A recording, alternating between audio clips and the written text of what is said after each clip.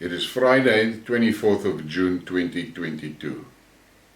Today's Skidmark, I'm going to talk about the reality of ammunition in the Donbass.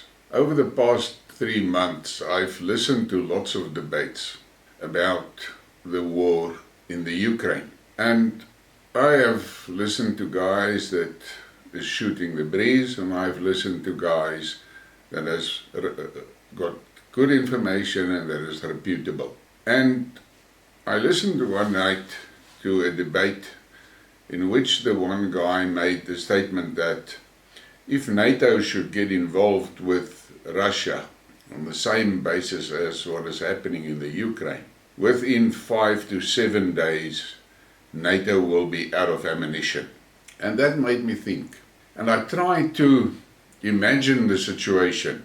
But then, if you take in consideration the enormous rate at which the so-called collective West is pumping ammunition and equipment into the Ukraine, you have to ask yourself, where does all this material come from that they're dumping there?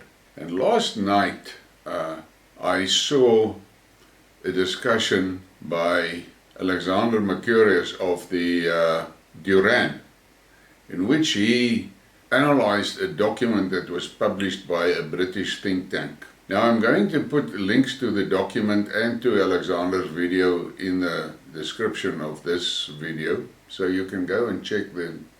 I don't want to duplicate what he was saying.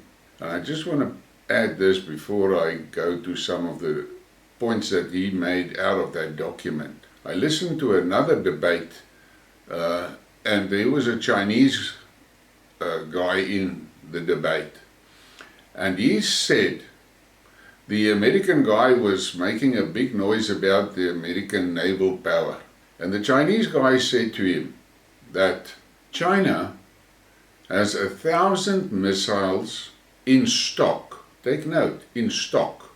1,000 missiles in stock for every American aircraft carrier. That made my eyes widen. And he said that the intent is to launch salvos of 200 of those missiles per day to the aircraft carrier. Now, I don't care how good the American anti-aircraft systems is and how well they are trained and all of that. Your chances of blocking 200 missiles that comes for your ship in one shot, there's no chance. And only one needs to come through, and that ship is down to the bottom of the sea. But when I listened last night to Alexander, and this morning I read the document that he referred to, and it paints a bleak picture for the collective West.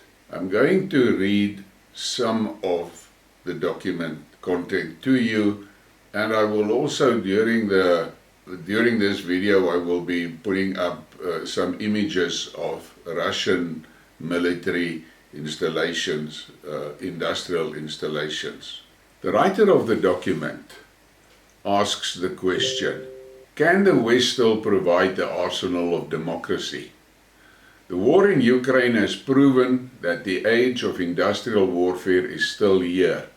The massive consumption of equipment, vehicles and ammunition requires a large-scale industrial base for resupply. Quantity still has a quality of its own. The mass-scale combat has pitched 250,000 Ukrainian soldiers together with 450,000 recently mobilized citizen soldiers against about 200,000 Russian and separatist troops. The effort to arm, feed and supply these armies is a monumental task. Ammunition resupply is particularly onerous. For Ukraine, compounding this task are Russia's deep fire capabilities, which target Ukrainian military industry and transport networks throughout the depth of the country. The Russian army has also suffered from Ukrainian cross-border attacks and acts of sabotage, but at a smaller scale. The rate of ammunition and equipment consumption in Ukraine can only be sustained by a large-scale industrial base. Now, we all know the mission of the Greenies in Europe and in America, which has been driving this agenda of deindustrializing Europe and deindustrializing America. Let's face facts. To make heavy military equipment, you need heavy, dirty industries to do that. And this is something that the West needs to go and take a good look at. Go and look at what happened to the industrial base. I can talk about my own country here in South Africa. This government of ours was short-sighted, and they allowed the heavy industries to be closed down, industries that were established during the previous regime's fight against all the Western sanctions.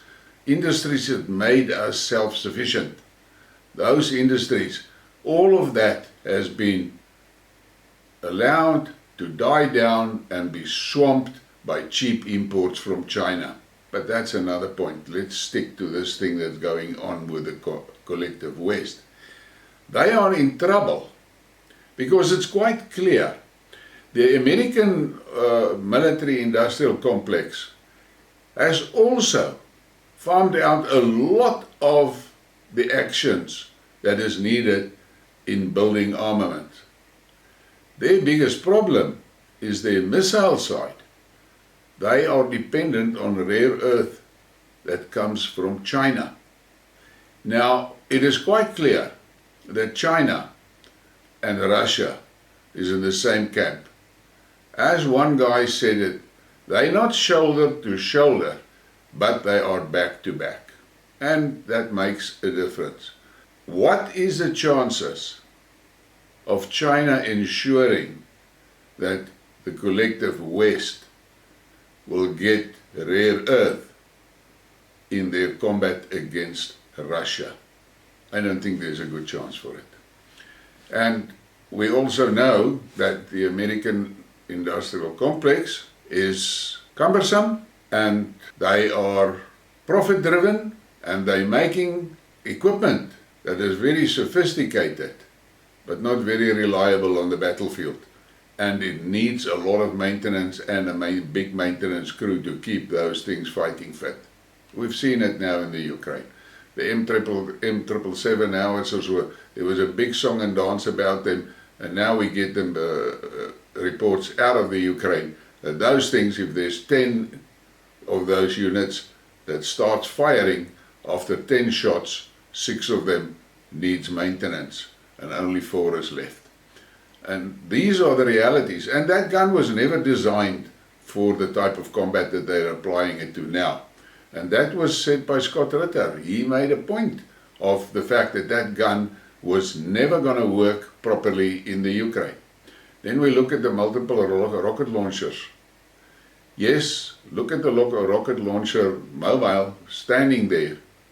But then you must imagine what infrastructure you've got to have in your logistics to keep that thing firing. Because that thing spits a lot of ammunition out in a very short time, and then it's got to be reloaded. What we see on the volumes that the Russians are using, it is actually scary. Now this following snippet out of that document is quite disturbing. Presently, the US is decreasing its artillery ammunition stockpiles. In 2020, artillery ammunition purchases decreased by 36% to $425 million.